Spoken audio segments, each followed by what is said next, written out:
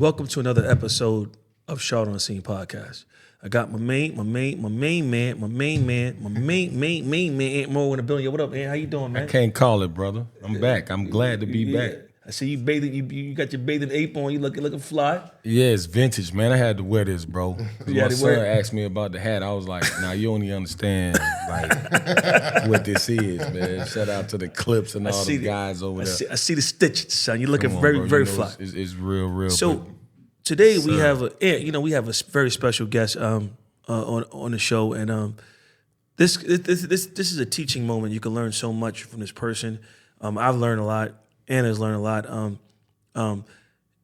But a great energy type person, enthusiast, and I've had some of my best times with my guy, my man Vijay. Bhojwani's in the building. How you doing, man? Good, man. Thank you. It's good to see you, man. Thanks for coming on, man. Vijay. How you doing, man? Brother. Sir.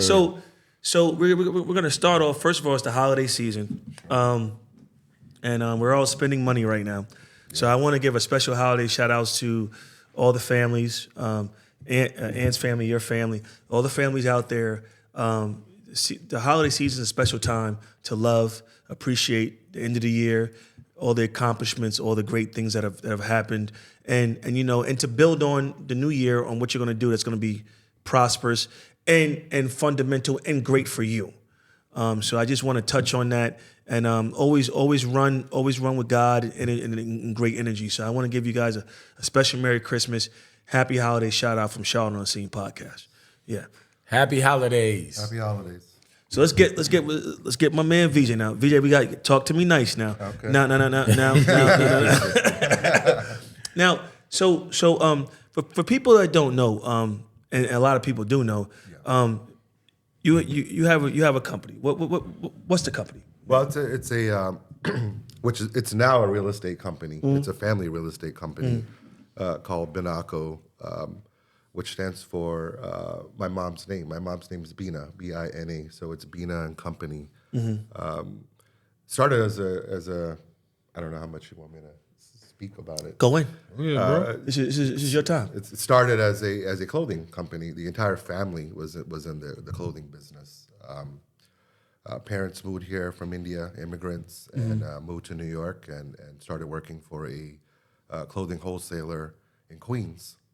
My sister was born in Queens, and they very quickly decided to start selling clothes up and down the East Coast between New York and Florida. Okay. And that kind of sums up how Charlotte came into the picture, because it's the exact middle breaking point between New York and Florida. And the family quickly realized that there was a need for the retail sector in the urban father and son world, right? So we were dressing the preacher, the father that was going to the church, and then we were dressing the son. It was all male driven.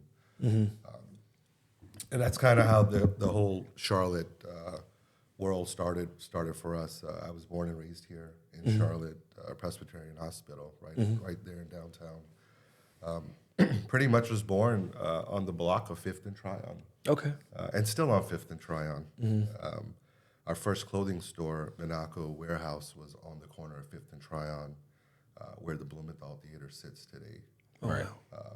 I remember, bro. Yeah. I remember, bro. So we've dressed a lot of people, and I still see all these people when I walk up and down the street.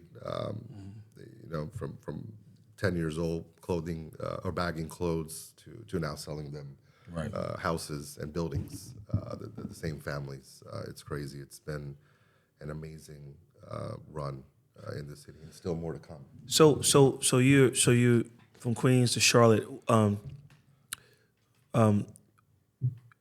What high school did you go to out here? I did South Mick, and I graduated from North Mick. Okay. My family moved quite a bit. Okay. Yeah. And so with moving and where you were at and that maturation of your life, can you describe your earliest memories of Charlotte back then? God, like I said, my entire world was in Uptown Charlotte. Very different, where all the your peers were playing sports and doing all the fun stuff at home in the lawns, we were actually working in clothing stores. Okay. Our birthday pictures and the albums were all racks of clothes. And when I say born from diapers into an entrepreneurial family, it's 100% that. Okay. We learned how to work from a very early age. And I can probably name you all the stores that were on 5th and Tryon, all the way up the block. When I used to hang out in Ivy's, the department store was like our playground, which is now Macy's. You know, and that's my memories of Uptown. It still looks the same. I mean, it's structured the same. It's just high rises. Now. Right. Macy's. Yeah. It's Macy's. It started as Ivy's department and Dillard's, and it just kind of went through the whole gamut. But that's what we love. That's what we enjoy doing. We still do it. You know, like I said, now it's a real estate company, and it kind of diverted when we got a little educated. The clothing world is still great. Don't get me wrong. Yeah. It's just when you do it for 20 years of your life, you kind of always feel like the grass is greener on the other side. Right. You know, and I think that's all. I could probably speak for all immigrant kids or second generation kids that's seen their parents come here and struggle. A lot of my friends were in the hotel game. Their parents did the hotels and motels, and the first thing they wanted to do was get educated and go work the 9 to 5. That was our like inspiration. Was like, look at all these people walking around with the briefcases and the laptops, and they work 9 to 5, and they're off on the weekends, and we're in there, you know, hustling in the malls and selling clothes. And that's what we getting into. Not to cut you off, big homie. Listen. Yeah. So I want to just make this clear. Yeah. So I remember we were at the spot on one Infused, and we was at the spot. Yeah. And I had my Freedom Mall hat on that I made with my clothing company. And I didn't know that y'all had like 14 stores in Freedom Mall. Now, if you're from the west side of Charlotte, you already know what time it is, Freedom Mall in the 90s and the early 2000s. And I had the hat on, and this guy bought the whole box of hats. I was like, the hood needs some hats too. But I made some hats for Eastern Mall too, you know, and that was really dope that you did that. But I didn't know the extent of how y'all were with clothing. So I'm gonna ask you something like, because a lot of kids that's in the retail now and in the clothing and the making and designing and creatives, what would you tell them? Like, what advice would you give them based off now within like this generation? I mean, we talked earlier, you know, we mentor a lot of kids that, you know, not clothing specifically, but just business in general, right? So, you know, what I try to teach them is patience, right? Patience is a really key factor, and listening, right? A lot of kids, you know, their brains are churning and they're not listening, and that's a big problem. You know, I could tell both you guys, and half the city knows, everything I have today is self-taught. I didn't go to school for real estate. I didn't go to school to learn how to build buildings. I didn't go to school to learn how to negotiate. That's my love. That's what I strive in. It was all from sitting in front of people and listening. I literally learned everything that you guys see that I do by sitting with you and sitting with you. Earlier, prior to starting this, I learned so much from him, learned from you. Thank you, man. And I take that knowledge, and you know, I'll put my spin on it, and this is what I do, right? So, going back to your question, you know, with the younger generation, I try to teach them the key factors, right? No matter what it is, it's clothing today, it's cars tomorrow, it's this the next day, but it's chase the goal, right? Like chase the challenge, not the money. Right. You complete the challenge, the money's coming, regardless. Yeah. Right. So that I like that. kind Say of that again. You got to run that back. You got to run challenge. You know, complete the challenge, finish the challenge. You know, and that's what I drive in. You know, I love challenges. That's what got me into real estate. You know, I love taking dirt or shit and making it into gold. Right. That's what I love doing the most. And it's so crazy you say that, because I always say, like, for me, you know, you've been knowing me since I was a kid. Like, I didn't really think about playing in the NBA or going to Georgia Tech or going to Charlotte Latin. I went to South Meck for a year too. And I didn't think about it like that. It was just, I love this. Nobody's gonna take it away from me. And to transform that from sports to business, it's kind of hard for guys. Yeah. You know what I'm saying? Yeah. If you ain't did it for 30, like you did it for 30-something years. I did basketball for 30-something years, you know? So it's like to transform that into something else is different when you have to, you know, basically change your mindset into something you've done your whole life. If you can transform that to your next step and your next chapter. You know what I'm saying? So like that's why I love having guys. We love having guys like you on here because we can show the kid. I know my nephews and my little homies is watching right now. Yeah. And I want them to know that at 14 versus learning it at 36. Well, that's You know what I mean? That's that's the blessing of having people like yourself that had to pave that path and kind of go through what you went through to be able to pass that on to the younger. Yeah. That's I love doing it. My wife knows that I will drop all my deals to go hang out with a young person that wants to learn something. And becoming an entrepreneur. People ask me all the time. Especially when we're out, like, hey man, how do I get into this? I got a few dollars. I want to start, and I always tell them it's not the money. It's not the money. It's not the product either that you have. It's within. Becoming an entrepreneur is a whole different ballgame. Right? No different. Facts. You're not told to come to work at a certain time. You're not told to leave at a certain time. You're not told what to do, period. Yeah. I get up every morning, and you can ask my wife if I'm lying, like I have $6 on my checking account. That's the drive. Yeah. Literally, that's the drive. I get up, and I'm like, I'm ready to go. One thing that I feel you. when I'm always around you and Havana or whatever, I always realize that I gotta say this. There's always like people that want to know how do I get to here and how do I get to there, and I just when I'm around you, I don't really. If you could test this, I don't really ask you how to get to this, how to get to that. I just listen, I watch. Yeah. Sometimes you have to listen and watch how people move, because my path is not going to be your path. Sure. I can't dribble like Ant. Yeah. I can't make deals like Vijay. I can do what Rashawn does. I'm trying to do it though. Yeah. I'm on all that type time. We on the phone tomorrow. Let me blow his ass up. Pause. I'm getting on all that. Yeah, you teach me how to dribble better. We all You drink. might be there playing the G League or something like that, or in the church league down the street, bro. Stop playing with me. But church league. That was Bush league right there. That was Bush. Bush league is crazy. That's crazy. Nah, but I realize like when people know that okay, there's somebody around that is doing this and doing that, they always want to. Well, how'd you do it? Everybody wants to have, and sometimes like I've learned just being around you and Ian too. Yeah. I just sometimes you just want to chill and relax. You don't want. Sometimes and as a person that wants to always help and give and nurture, which is a great thing. But sometimes I always when I'm around you, I don't like asking you about stuff. No, you don't. Because all I ask you for is one more shot. Yeah. Allegedly. Allegedly. But with even with me, like you've done real estate for so many years, but like tying it from going to garments to real estate, knowing that your family had to make a generational shift. For sure. That's what I think people need to understand. You need to forecast.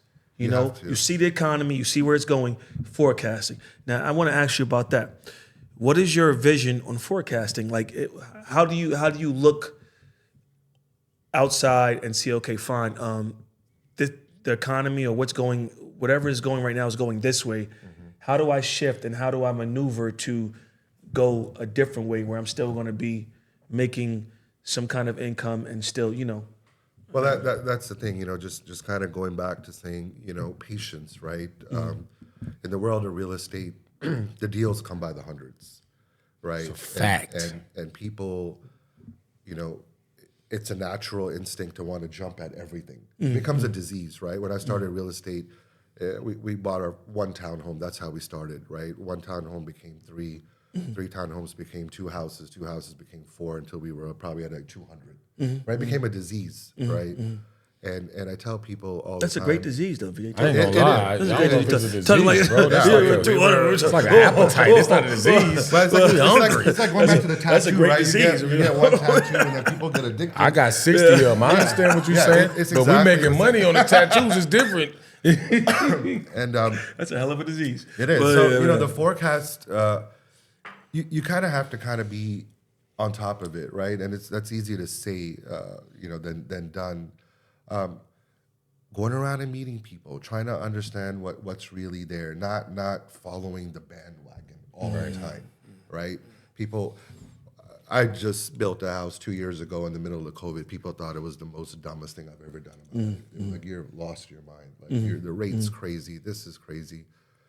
I said, but look at it now. Look at it now. You wish you bought the house. I tell people this all the time because they're like, Vijay, I want to buy a house. Should I wait? Should I wait? I said, wait for what?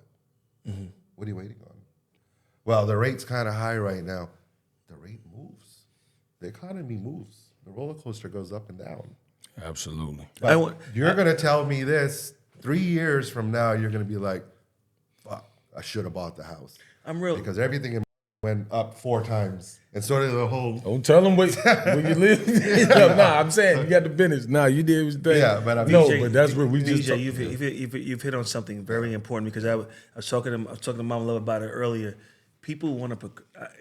I think planning is a new procrastination sometimes. Sure. And you know, sometimes you have to actually. And my cousins, I'm taking that from Mama Love because Mama Love made. We're gonna put that on a shirt. Yeah. I think sometimes in life, you know, you just want to be too safe Well, comfortable. and Comfortability Yeah. is a Yeah. thing that we try to break from people, right? It's even myself. Like, you know, I still consider myself a student of the game. I have no fear listening to anybody. You know, I think knowledge is power, purely, right? I sit in rooms on purpose and I go sit in different circles that make me very uncomfortable. And I try to learn different things.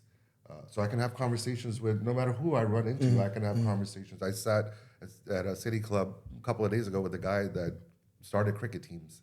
I have no clue about cricket whatsoever. I know it's a popular Indian sport, but I said, why not? This guy's super knowledge. He's retired, multi-millionaire. You know, it's so crazy. It's crazy you mentioned that. My cousin Tony's watching right now. Yeah. His daughter, our cousin, she plays cricket, but she plays blind cricket. Wow. Around the world. So there's different levels of blind cricket. There's different levels of being blind. Yeah. And you know, and shout out to my cousin Tony, but like she plays around the world cricket right now. And she's legally blind. See, that's amazing. Yeah. See, and if I didn't bring up this conversation because of that, and that going back to what I'm saying is you know, coming out of your comfort zone, all it takes is that person to say one thing, and it was worth the entire 2 hours you were there. Because you'll go back with that one thing they said and said, damn it, if I incorporate this into what I was trying to do, boom, I just got my solution of what I wanted to do. Gotcha. Bro, you know how important that is that you just said that, bro? Yeah. Like, the first deal I did, retired from the NBA, was commercial real estate I was telling you about. And I was so scared to do that, bro, because I didn't know, and it worked, you know, but at the same time, I was super uncomfortable in them meetings. But that's great. That you should be, right? Yeah. I still am. I go into bigger deals and, you know, I still get uncomfortable. Like, you know, and I'm like, should I not? Should I take over should I not take, you know, like what am I doing? So you're sitting there engaging, and I get nervous. I get up and I tell my wife. Tell them how you feel after the meeting. I feel great because I usually you feel like you conquered something. That's what I'm saying. Yeah. Like, but you know, we're all human. You know, we're 10 toes, we have to feel you know, 2 hands. We're all human. We all have the same feelings. Right. And if I ever stopped having that feeling, the excitement of buying, I bought a little townhome in university 2 days ago. It was the most exciting thing in the world. I came home, I was like, I bought a townhome, guys. And my wife's like, a townhome? And I was like, yes. it's like, so what? Yeah. It's like, I'm like, look, 'Cause we she's just used to invested. hearing, like- We invested in a storage facility. Yeah. In Cornelius or something. And it was like, what that mean? Yeah. And I ain't know what to tell them until like 2-3 years later when they seen the check. Yeah. I say, nah, that is what I'm talking about. Right. And it's like, you can't do what you saying, patience is so real. I want everybody to understand because it's like, you think the one deal is gonna happen like that every time? Right. Hell nah, man, we failed on some shit. Sometimes we done won more, but we done failed on some of them. Don't get out of the. That's why that's so imperative that people to know that you have to have this sense of research and this sense of like really walking down that path of understanding what you're about to do. For me, I mean, I'm spiritual. I'm praying about it. Very. Yeah. You know what I mean? And I'm working with the right people, and I'm eliminating some people, and I'm bringing other people on. You know, we talk about you're going to the story, but like all of that, when I get to the place where I'm gonna do it, I already feel comfortable with it. Yes. Because there's a lot of dudes with a lot of money that I know that play in the league. They just like, I gotta spend it, all right? Because if you just have money, you just gonna spend it. Yeah. And it's like, well, I gotta invest it, and they just invest with anybody. Well, so guys, let's Instead of doing that let's research. actually address that. So, spending. What are your? And I'm gonna ask you first, VJ, and I'm gonna ask you, Ant. Yeah. What are your spending habits, and how have they've matured over years? Sure, I can go first. I spend not astronomical. Like I've been blessed, like both of you, to have a lot of. No. Who is he trying to talk about? Why is he doing that? I go to he's food line. downplaying. I know what you've been doing the last 25 Talk years. to me nice. Sean. Talk to me nice. I go to food line. But go ahead, listen. I do too. I think that the spending, as we mature or get older, it shifts like it should naturally, right? When we're young, we want to be cool, we want to be hip, so we're thriving to make the money to be able to do that stuff, right? And I think that's what it, that's how it goes. And now, we've kind of got to a point where we're able to walk into a place, and I think the satisfaction for me now, just kind of fast forwarding it, is just to know that I can. Yeah. I want to buy this tomorrow, I can literally go buy it. That's good enough. I don't necessarily need to have it though. Fortunate, I have rich friends, so I can borrow or ride if I get there. Don't let me get on the take your ass into the phone. I love you, man. Yeah. So that satisfaction, just knowing that you can do it now is kind of my driver. Like I don't have to go and have all this cool stuff. Yes, still working as hard as I can every day. I got kids. Yeah. That's my goal now. Beautiful kids, and I want to tell you that. To see, what they want to do. No pressure to them of coming into the business. I literally told them, I said, go out there and spread your wings, and I'm your fan. I'm your biggest fan. If you find what you like, let's do it. I'm gonna answer your question too, bro. Of course, definitely. But I wanna kind of piggyback off what you said about your kids, bro. Because for me, it's like, long as they're okay, I'm good. Yes. I've done everything that I wanted to do. I mean, I'm still grinding. Like, I still want more for like what I want to do in life. But if God would have told me you have this right now at 40 years old, I wouldn't have believed him if I was 8, 9, 10 years old. Sure. So I'm like, I'm thankful for that. And That's I'm strong, still on my same grind and path. Yeah. That's So true. like what you say about the kids, like my thing is like, y'all got all that everything. Y'all don't even think about what I had to think about when I was 12, 13 years old. No, that's You know what I'm very saying? true. And it's that's very important. And it's with the business. Like I try to teach them, like you said, to find a passion of something. I don't care if it's a trade. I wish I knew a trade when I was in the 6th grade. They tell you gotta go to college, do something. I'm like, man, teach me how to be a plumber or an electrician. Because I know if I don't make the NBA, if I don't go to college at Georgia Tech, if I don't go to Charlotte Latin, if I don't play in NBA or anything, I can still learn a trade and live every day. So, and can I say one thing? My mom and I and Mama Lynette, we had a discussion about this in Martha's Vineyard. We got into it, right? Shout out to Martha's Vineyard. No. It wasn't a plug. Every third episode. I swear to God. Every second or third episode is Martha's Vineyard. Am I lying, Mama Love? Am I lying though? Bro. He taught me about that. I didn't even know what that Anybody was. that watch it know he gonna Martha's Vineyard is gonna come up. That's at when some we have our capacity. deep talks. But my mom. So I wanted to go to school to be a history teacher, and my passion is history. I love history. Like I could talk to you for hours about. I could talk to you about that. That's just what I know, right? But my mom told me as a kid, I'm not paying for that shit. You're gonna go to be a doctor, a lawyer, or you're gonna be in IT. Yeah. Shout out to your mama. And listen, it pays the bills, and it pays the bills. But my skill set, my passion, is more media and it's more history, right? Because that's how I met you, Ant.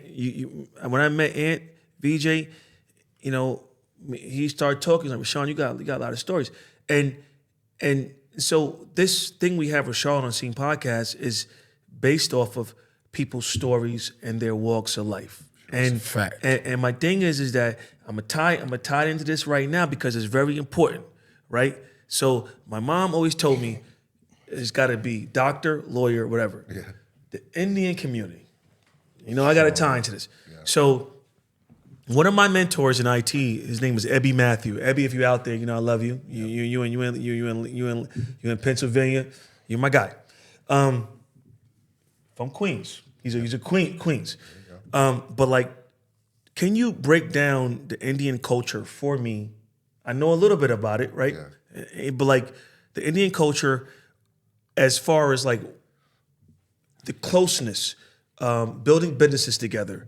And then the celebrations, Diwali Day, happy to respect, but everything like that. But like, how are you guys? I got to put out there, so close knit. Come to a country where, certain parts of India I know are good, and some are but you come here and you figure it out. That's a loaded question, I know. No, it's a great question. I think the common denominator is the work ethic. I think it's the goal, right? When you visit foreign countries or third world countries, it's people's dreams to come to America, and you want to ask them why, and you can move to America and you can work at McDonald's and you can buy a car and an apartment. You can. Yeah. You can't do that in any third world country. If you're working in a fast food restaurant in a third world country, you're probably sleeping in a house with 16 other people. Like, it doesn't work. That's why they are so focused and adamant. It's their dream to come here. This is the country of freedom. This is the country for all freedom. It doesn't matter what it is, right? You have the freedom of everything here, right? And so when an immigrant comes to America, their goal is to just learn it all. We're very competitive within our own, but then after work, we'll all play cards together in the same room. We don't let each other fail. If I know my biggest competitor is about to lose his house or something, I will give him the money to get back on his feet, no questions asked. And on top of that, I know for damn sure he will pay me back without even me asking him. It's just no question. It's no question. It's a given. And it's a lot. It's a given. It works like that, not just in the Indian world. The Hispanic world is very close knit like that. Yeah. So are the Asians. The Orient Asians. They're very close knit. They're fierce competitors. I mean, my sister's in the gas station game. We battle with all the other Indians. I mean, battle during the day, curse them out, talk the most shit. We all are playing cards together the same night in the same house. It doesn't even matter. And that's not bad. That's bro. I'm reading Nipsey Hussle's book right now. Yeah. And he spoke about going to Eritrea and learning about the history of how they had to battle against Ethiopia. Yeah. And he talked about, like, he came back to America. Now, you know what he is. But at the same time, he talked about what you just spoke on, how everything in our hood we don't own. Like, bro, I knew y'all when I remember them stores in Freedom Mall, on Freedom Drive, bro, on the west side. I remember that. I didn't know kids who there, by owned the them. way. I took Oh, you my did? Kids, yeah, Bro, we was in there every Saturday buying Jordans. We was trying to get cracking, bro. We was going crazy. I took my we was kids trying to there. get right. I had to But show no- them where I came from. Yeah, I didn't know y'all- believe it. They didn't believe. People just see what they see now. Yeah, right? they don't see what it was They then. see me now and they're like, bro, you're living this crazy entourage lifestyle. You do what you do. And I said, you have no idea. But you know what though? Like I would tell you something from being around you a lot. You know, what I mean, I have like you're very down to earth. I just want you know, like with me, I will say, cultures. Yeah. With cultures, it's everything. But like, I want people to understand, VJ just not do that with his own culture. Yeah. He does it with everybody else, and that's what's important to understand. Like, I'm so happy you hit on that. But like, you have opened up the doors for a lot of other people that are not of your culture. Yes. And that's when you get to the essence of the person of who you are. You know what I'm saying? It's totally different. And I want people to understand that it's not y'all gonna play cards, but look, you invite other cultures to that table to play cards. Of course.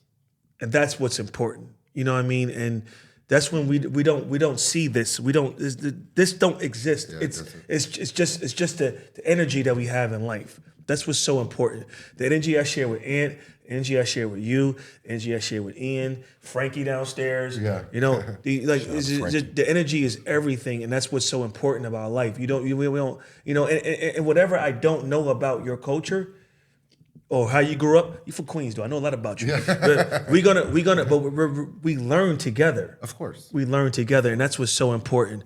What books are you reading right now? What books inspire you? Talk to me nice. Bro, I'm it's kind of embarrassing, but I don't even read books. I literally, if I have free time, I would either go see somebody. I'm a face-to-face person. I learn from people. I did the worst in school. You know, I was probably one of the first Indians to break my Indian family's heart and then go to college. I knew what I wanted to do. I knew I was selling clothes in high school. I was selling clothes to the basketball team. I was literally selling clothes to the entire school in the school. I was hanging out with my principal. He lived in my neighborhood. I knew what I wanted to do. I saw what my dad did. Was a very powerful business person, a very powerful person in the social community, and I said, I not only want to be like him, I'm going to do double what he did. What was his name? If you don't want me asking, what was his name? His American name was Gary Bhojwani. That's what he's known as. Okay. Mr. B. That's Mr. what they B. call him. Okay. That's Awesome. in the locker in Havana. You see the Mr. B. That's what it is. First. Okay. That's what that is. Respect. Yeah. But see, that's so cool, bro. Like, so in terms of that kind of upbringing, Yeah. most of us, like, we respect you. You know, you could check out them because we saw something in our neighborhood that we didn't understand. But we all supported the stores and everything over there. Sure. If I could just ask you, because now it's taking me back to when I was like 13. So it's like, How tall were you when you were 13? Same height. Say, I was not. He know I wasn't. I was like 5'8". Oh, no. But no, like if I walked in there and I had the wherewithal mentally to walk in there and ask you, I want to get this suite right here, and I want to start a company right here. I want to sell clothes. Because I always thought I could sell. I sold out of everything. Sure. You bought everything. Yeah. The hats. Yep. So I'm like, I would have did that if I was 12, 13 years old. I swear to God, I would have did that. What would you tell me at 12 years old, Anthony? You knew me. Walk in there and say, hey, V, I need to sell some clothes because we can't pay bills. Yeah. I would have given you. Mom used to always pay the bills. Don't get me wrong. She hustled. I'm just saying that because she be watching sometimes. we just, Mom, you hustle. I love you it. know, once again, the upbringing, you know, of helping one another, you know, people helped us. People helped, showed my dad the ropes, you know, they showed us a lot, you know. And so what would I have done at that point if you came in and said, I would have given you the clothes, I would have fronted you the clothes and said, go sell it. God damn it. I needed that then. Yeah, you know, we did it for several. I mean, we put a lot of families in business. I mean, we went up to 33 stores, you know, at one point here in the Carolinas, and employed, you know, hundreds of people, and then sold off the stores to the employees, and seller financed it just as a favor, and said, now go make your life. Like, go make your life. You can, you know, work in this store, and you'll make enough to live a perfect life and raise 2 kids. You don't understand how much y'all did for the economy over there, bro. Yeah. Because I didn't know it was all them stores back then until 3205 Freedom Drive. Bro, it was crazy, bro. Say, Right say, there. say it again. 3205 Freedom. Freedom Drive. Yeah. Freedom Mall. I Freedom Mall. You don't know nothing about that. I'm just saying. I'm learning. I don't know about that. It was it was like going to a massive club on the weekends without the music. Like, everybody you knew was in there. We were selling clothes. I mean, we were basically fitting everyone to go out that night. I mean, everybody that walked in, we would save clothes for. We had the same people would come. And then there was Shazada Music there, where, you know, Arnold Taylor, you know, shout out to Arnold. Shout out. That's where I met Arnold. You know, he ran Shazada, and we all shared the same clientele. They would buy the clothes from us. They would buy the music from him. They would go to the Foot Locker and the shoe stores and buy the shoes. And we shared the same person, spend their money for years and years with us. That's crazy. Until we all went different directions, and then all came back and hang out. And I'll do real estate now to some magnitude. But it was fun. It was the best education I could ever have. I've never, at one point in my life, said, that shit sucked. It was the best education. When I decided not to go to school, my parents were very concerned. They were like, well, what are you going to do? I said, don't worry. I know. I'll figure it out. My sister was super smart, so there was no point to try to outdo her. She was. My sister graduated high school in 11th grade. Okay. South Meck put her out. They were like, South Meck? Yeah, I went there one year. I know. She was super smart, and I was like, there's already one smart person in the family.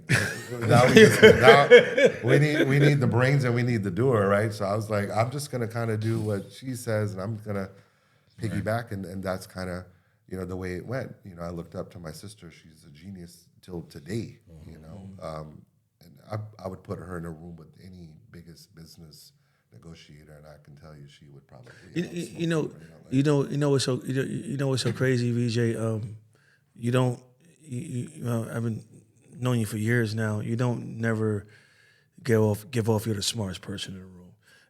And I've been in corporate for a little while, and certain people, you know, like, you know, but like, people won't always want to be the smartest person in the room. Sure. And you know, and I think sometimes you need to be the person that's going to coach her, bring somebody up, and see their strengths and weaknesses and work towards their strengths. That's what I think humanity is missing.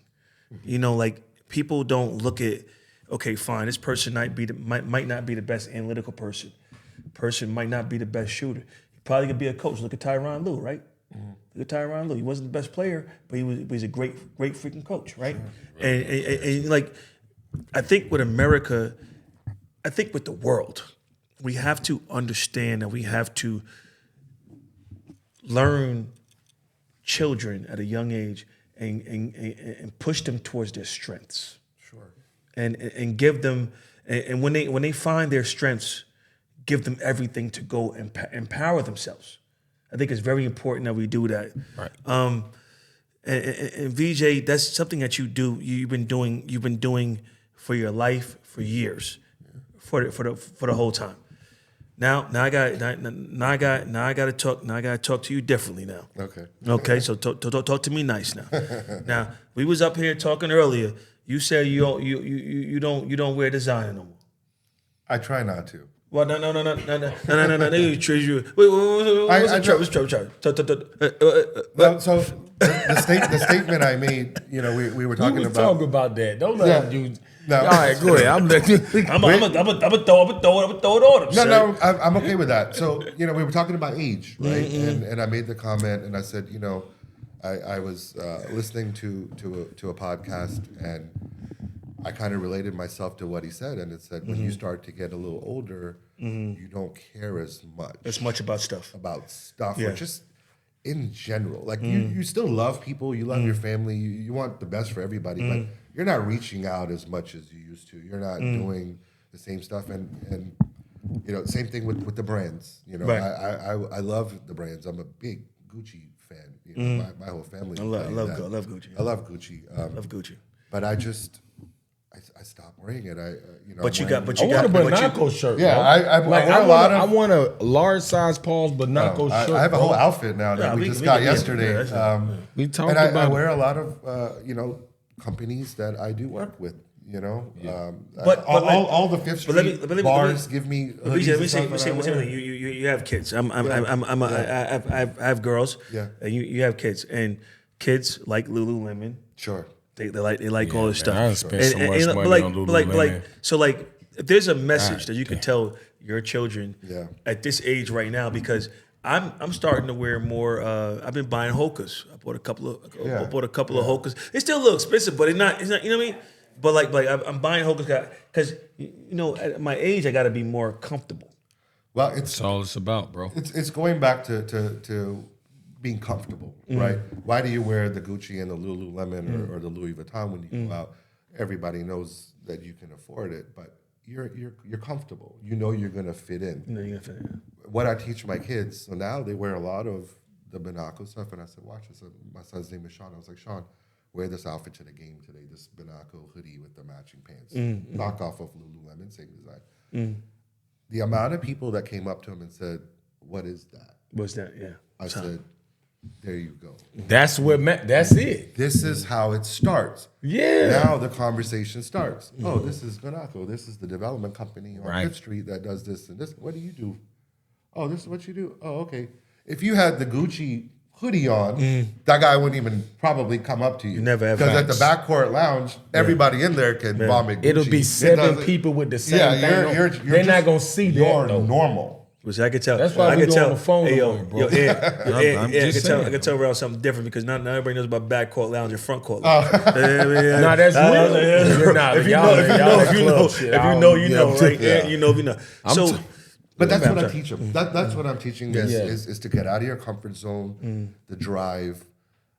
What you really have to do to make it work in today's world. It's not simple anymore. No, it's not. Social media has killed really everything. Skewed everybody's perspective. It's done miracles for a lot. It's taken a lot of people out of business, right? And when we do the mentorship, I know all you guys do too. It's scary sometimes when you ask the kids. It's like, well, what do you want to be when you grow up? They don't know what to say. Well, I want to be a YouTuber. I want to be a streamer. I want to be obviously a ball player. I want to be, and I was like, those are one out of millions of chances. Like, what do I need to tell them? So you know what happened? So yesterday, me and Aunt were at 2 days ago. We were at a spot, and this woman asked me. She's like, "Do you cool person? I've known her for years, but she asked me like, do I mentor kids? And I don't mentor kids, and I felt kind of conflicted about it, but I've had bars. I've employed people of my hue and of my, whatever. And I also, if you're always around me, I always that's how me and Aunt met. I always talk and give my knowledge, and I give my heart. And that's how, and of course, it's how I met. I've talked to you, I probably exhausted your ears many a times. I feel like, and I want to put this out there. I want to put this out in the community. Mentoring kids is something that certain people are built for. Yeah. A lot of people are not built to mentor kids. A lot of people have gifts to do things in different other capacities, and and like I had to. It was a little riot act, but it was cool. But it was like because right now in my life, I'm 45, 46 divorced. I'm my life are my kids. Say it loud. Say it loud. Want to say it loud? Mama love us some. Hey, that's crazy. We have fun here. Talk that That's shit. your Talk family. That. That's your family. She had to break the moment. She broke the moment. I am. That's a short. Did you get that? Did you get Not on your that? ass, bro. It's okay. But not seriously. I'm 46 divorced. My goal is to give everything to my children right now because I felt like I've been outside the house for so long giving to everybody else that I didn't give enough to my children. And my thing is that my kids are my legacy. I firmly believe in legacy. I firmly believe in family legacy as much as you do. And we give outside, but there's ways that people can do giving outside without going, just being of your skill set. And I respect him to be a person that does stuff with kids because he played basketball. He's one of the best shooters in the NBA ever had, right? That's 3-point shooter ever. It's a fact. Thank you. I love you. I ain't got no jersey yet. Me too. And What? Now I'm on that. now you're on that. You could have been had it, jersey. Y'all don't be. And Vijay, you are one of the people who have really built up Charlotte. And I've seen the conversations. I'm not gonna put it out there like that. Yeah. I've been around you. The conversations. We're not gonna do that. But I think with our legacy, and you guys are strong men, and very powerful men. But you guys have a good heart and you love people. I think giving the youth or giving people their skill set. You have to understand, are you good at this? Are you not good at this? I'm not gonna put your ass on a goddamn Wall Street and you don't know how to count numbers. You know what I'm saying? Sure. We have to like really teach our children how to be powerful with their skill set. Because not everybody's gonna be a banker, not everybody's gonna be a doctor, not everybody's gonna be a lawyer. Sure. You know what I'm saying? Not everybody like the thing is the big thing right now, my mom was arguing about was trade. My mom said you got to go. My mom is so, Annette Morris, so built into going to school and getting a degree. Well, you know what? You're putting yourself $50,000 in debt before you could buy a house. So if you're looking, am I lying, V? No, it's correct. I mean that debate happens in my house every week. So my wife and I are polar opposite when it comes to that. She's well educated. She works corporate America at the bank, and super structured. Mm-hmm. She's a 5:30 a.m. dwindle down by 6 p.m. and does the housework and all that. Right. And then there's Vijay, who starts churning at 3 p.m. till 3 a.m. in the morning. You can't get any opposite than what we live. So we can film a show in my house, and then you got two teenagers, or a 20-year-old and a 17-year-old that are watching this and saying, "Well, who do I want to be, or what direction do I want to go?" Rich Man, Poor Man. You read that book? I haven't read. I told you I haven't. You don't read Rich Man, Poor Man. I think Charlotte's Web might be the only book that I remember. Charlotte's Web. Classic. Hey. I just, like I said, I love being in front No, of but people. what you speaking is Rich Man, Poor Man, though. That book. Oh, okay, yeah. I'm just saying that, my bad. Okay. I'm shutting up. No. And we have this debate all the time, going back to what you're saying. And my kids always ask, it's like, but you didn't go to school. Look what you did. And she was highly educated. And not that she's wrong or what she's doing is wrong. No. I said, but you got to understand, that was her out at the time, right? Her family came here. She was born in India. She came here. She didn't have all this stuff. She wasn't exposed. She didn't have the opportunity to do this. She barely even spoke English. She was in West Charlotte in ESL, a few years before I met her. And she's done great for what she did. So that's what drives you. That's what you do. I had a whole different mindset. I live this life. I lived in the malls. I grew up with super rich kids. I grew up with super poor kids. I've still both sides. So I had to choose what I wanted to do. Can I poach your mind real quick? 21-year-old VJ. Yeah. Would you think that you were at where you're at right now, or what were you thinking from that point and where you're at right now? I knew what I wanted to do. I didn't know if I was going to get there. You know, You didn't know the path. I didn't know the path, right? Because Right. It never is the path is going to be like how we think it's going to go. And that's why the ping Real pong ball, shit. you're bouncing from person to person, learning, and you're hanging out with random people, and you're investing a lot of time because everything I guys told you I have, or what I'm teaching, when I teach anybody, I didn't read it from a book. I didn't read a book. It's experience. It's everything I've done in real life. Yeah. When I do my business deals and people say, well, you helped me got this, can you now tell me how I should maintain this? I tell them from real life. Do you play golf? I do play. I'm not great, but I can play. Okay. I play pickleball now. That's my new thing. Okay. I play like 3 times a week. I play tomorrow morning. Pickleball Yeah. at 25 tennis. Yeah, that's what I do. Right there, lifetime, right? That's what I do. But you know now. what's so like dope? What you just said, bro, like important and imperative. Yeah. Is the path. Yeah. Because like I was speaking, like I didn't know how it was gonna go. Sure. And in business, it's like that too, and you know that. You Yeah. can speak to that because you're one of the greatest business guys here. Nobody ever sees you. They gonna see you on our platform. Yeah. Talking about you. Yeah. So I'm telling you, I'd have whooped your ass at 13 years old playing basketball because you weren't. I'd have worked you. Wait, if worked I was 13 and you was been like what, 25? No, When I was 13? No, I'm talking about Damn. 13 on 13. No. I'd have put that working on your ass. Wait, I'd have cooked the shit out of you. We ain't even talking about that. I'm talking to bro about something. Yeah. So look, I had to no. throw it out there. I had to throw it out there. We got. But no, just for the kids, like to understand like the path is hard because I deal with, we got like 55, 60 kids through Anthony Marr Elite, my AAU program, and we got FitLit, financial literacy program, mental health, and I'm around a lot of kids, bro. So it's like I want to hear how they feel like their path gonna be because I know it may not be like that. It's never But like if you that. gotta be the one like you are, right? Mama love. Like everybody, like teach them that. Like be able to pivot early. Because life for grown-ups, we have to pivot. We have You know to. what I'm saying? Because you don't know what life gonna be from 20 to 27 or 27 to 35.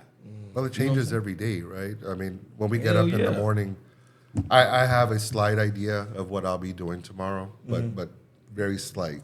I know it's going to be total opposite of what I think I'm going to do tomorrow. You know, we get up in the morning, 40 texts, 200 emails already sitting on the phone, and you just got to be able to pivot, right? That's what I love, though, right? That's when talking about mentoring, or not even mentoring. I sit with 25, 26-year-olds now, and I consider them kids, right? Because half of my age. So that's who I work with now is a lot of, because like you said, the generations changed. There are now 21-year-olds that are millionaires. Facts. We didn't have that Overnight. opportunity overnight. I wish we whole, had it. crypto and the stock market and all the stuff and Amazon. I mean, I literally have kids that walk in my office that are 23 years old and they're like, Mr. Vijay, I've got $1.6 million in my checking account. What do I do? Right? And I'm like, holy shit, don't spend it first. Don't let's spend start. nothing. Don't spend it. Let's get Sit down, let's the talk. right path. Do you have an accountant? Do you have insurance? Do you have, you're trying to get right. the basis, down for them. And I enjoy doing that. I love doing it for my kids, but you know what's more important is my kids see me doing this for other people and they automatically adapt. Right. Just like I saw my dad helping other people, my son sees me doing it and it automatically distills in him that this is what I need to do. The entire Fifth Street that you guys, those are all startups, believe it or not. The entire block. In the 90s. Now. I'm saying back then though. They're all startups. No, The right now, businesses, right the now. bars. Oh, right now. all of bar, them now. bar, yeah. Oh, you talking about Dahlia's, okay, yeah, somebody, yeah, yeah. Ghana, That whole block are startups. These are people that have never been in this industry or always wanted to get into this industry that never had an opportunity to be, and we're like, let's do it. Why? Because they had the drive. That's what I see in people. It's what will make you get up tomorrow morning if you had 101 fever and still go do it? That's what you should do. Don't become the engineer if you don't have the drive, because then you hate it. You're miserable. If you like cutting grass, go open up the lawn company. People are going to judge you regardless. I don't care if you're the richest person in the room or the poorest, you're getting judged. It doesn't matter. In anything. It doesn't matter. Just do it. Do what you want to do. This is what I wanted to do. I love the art of making money. I'm addicted to that. I don't care about money. I am addicted to the concept of making money. Right? I love that. That's my addiction. Yeah. I will take anything, probably think too much about it, and say, this is cool, but what if we did this? My job in life is to give you options. You see this. I'm going to give you this and this. Now you go figure out what you like. Vijay, like chill. Like No, chill. You're doing that's too much. You're doing too much right now. It's like Mark Cuban. You're giving him too much. With Dallas, bro. I was around Mark Cuban, bro. Amazing. Yeah, so like his mentality is that he just did a podcast with To the Bar with my guys over there. Shout out to the Bar, Theo and them guys. CV, Raymond Felton.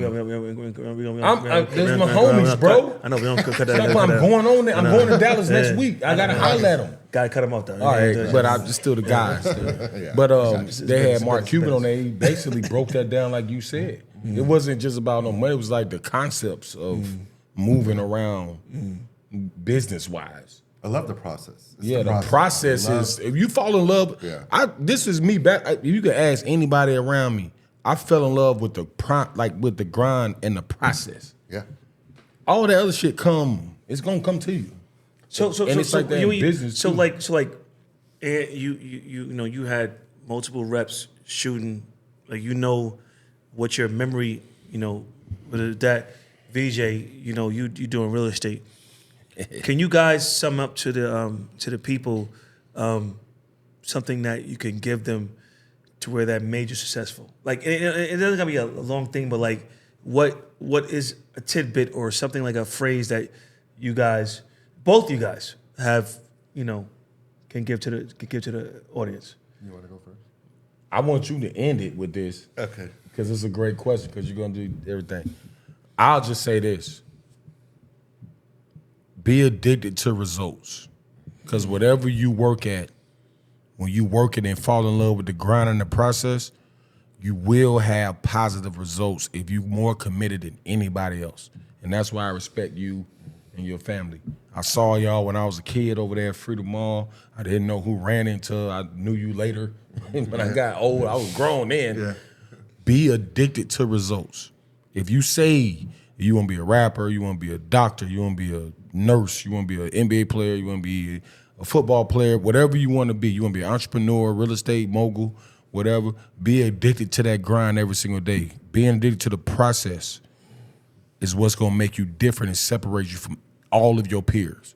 Be addicted to results. That's all I got to say. Amazing. Love. You go ahead, bro, because I know you. If I could leave a note with anybody, I would tell them it's never too late. Like that. It's never too late. I've seen people come and go, make tons, lose it all, make it again, and it's never too late. You know, if you have the passion, the drive, the love, it'll happen every time. Mm-hmm. Every time. Fact. You know, some of the most wealthiest people that I know made it in their 50s, in their 60s. Most of them. And the difference was they never gave up. Mm-hmm. They never gave up. You know, when I started in this game, with a little bit of money that my dad made from selling the clothing stores, you know, we learned that we had to go to the bank. You know, this country is based on credit. You know, you have some money, but you have credit, and you can move forward in life. And the amount of no's that we got when we went to the bank it was depressing. It was like, this is crazy. We will never succeed in this world. We didn't understand, what it meant. Is this your primary home? Is this your investment property? What are you doing? Right. And we don't know. We just know we have this little bit of money, but we know if you give us this opportunity, we'll make it work. Yeah. We've got the courage. We've got the following. We'll make it work. Mm-hmm. It doesn't work like that. It doesn't work like that. No. We never stopped. All it takes is one, right? It just took one yes, and it was like, Trying to tell you. holy shit. We could sit here and talk forever, about the feelings, the emotional, the roller coaster of emotions, right? These are all the steps that I sit with anybody, and when they ask, like, I want to do this, I want to be an entrepreneur, and I always tell them, it's like, it's not the amount of money that you saved up from corporate America, or if you borrowed it, or it came from generational wealth. You have to be ready first internally. It is the biggest emotion swing you'll ever experience in your life. If you ever hated somebody or loved somebody, learn that in 10 seconds, and how to get yourself back corrected and straight to refocus on this deal, because you're still sitting at the table, listening to a man tell you that your idea is the shittiest thing he's ever heard and I would never give you money. You better refocus to turn back around and go to the next room and repitch this thing like it's the best thing somebody ever heard. How do you do that? They don't teach you that. I don't think they understand what you're saying right now. Right? Like, that's a real skill you have to learn. And a lot of people have the resources, access, or have it, but don't understand what you just said. Yeah, because when you pitch something to somebody and they say no, it's hard. You have to go through some shit to go to the next room and do that, what he's saying. Sure. And you can't quit. You can never quit, because if you believe, they gonna know you don't believe in it if you quit after one, because they gonna talk. Yeah. Did he come over there? Did they go over here? Did they go over there? We can't quit. And if you really believe in your product. That's why I believe in Charlotte on Scene podcast. So we believe. This is great. This is great. Yeah. I want to. We're to close it out. We're actually 11 over. There's a lot of stuff that we can get into. I want to talk about investing, whatever. But I want to tell you something. From me to you, Vijay.